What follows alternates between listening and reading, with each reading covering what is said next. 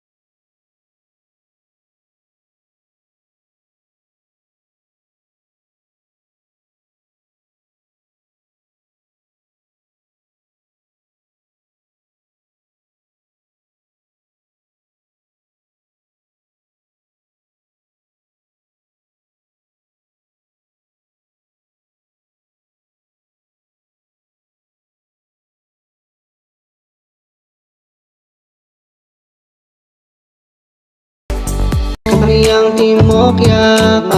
Timokya Community na gamer Supporter din ang kapwa YouTuber.